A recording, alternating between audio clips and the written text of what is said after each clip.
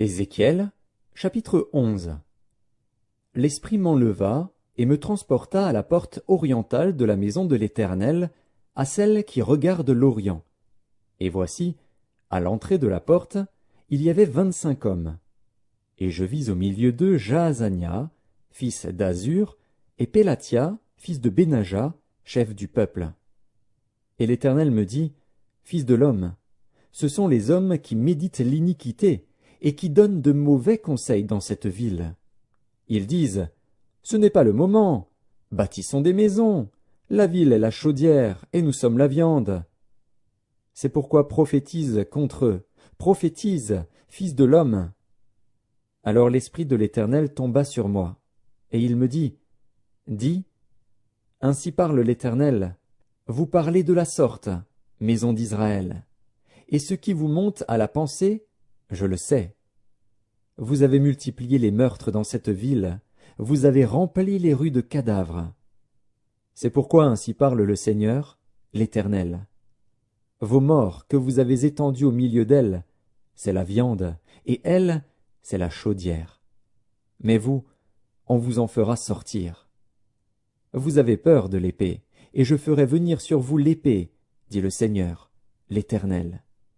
Je vous ferai sortir du milieu d'elle, je vous livrerai entre les mains des étrangers, et j'exercerai contre vous mes jugements. Vous tomberez par l'épée, je vous jugerai sur la frontière d'Israël, et vous saurez que je suis l'Éternel. La ville ne sera pas pour vous une chaudière, et vous ne serez pas la viande au milieu d'elle. C'est sur la frontière d'Israël que je vous jugerai. Et vous saurez que je suis l'Éternel, dont vous n'avez pas suivi les ordonnances et pratiqué les lois. Mais vous avez agi selon les lois des nations qui vous entourent.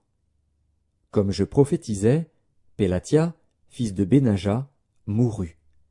Je tombai sur ma face, et je m'écriai à haute voix, « Ah, Seigneur Éternel, anéantiras-tu ce qui reste d'Israël ?» Et la parole de l'Éternel me fut adressée en ces mots.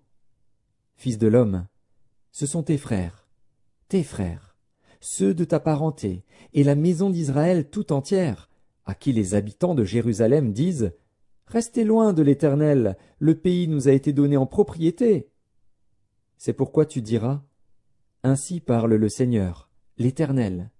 Si je les tiens éloignés parmi les nations, si je les ai dispersés en divers pays, je serai pour eux quelque temps un asile dans les pays où ils sont venus. C'est pourquoi tu diras, « Ainsi parle le Seigneur, l'Éternel. Je vous rassemblerai du milieu des peuples, je vous recueillerai des pays où vous êtes dispersés, et je vous donnerai la terre d'Israël. C'est là qu'ils iront, et ils en ôteront toutes les idoles et toutes les abominations.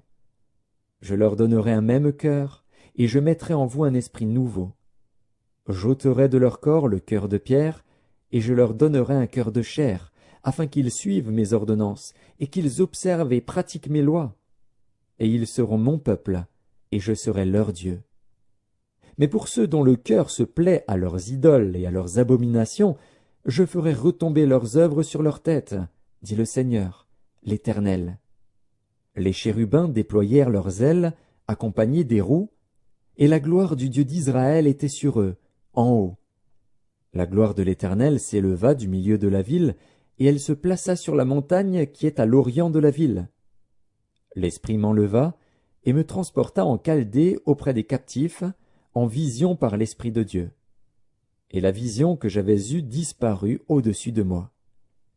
Je dis aux captifs toutes les paroles de l'Éternel qu'il m'avait révélées.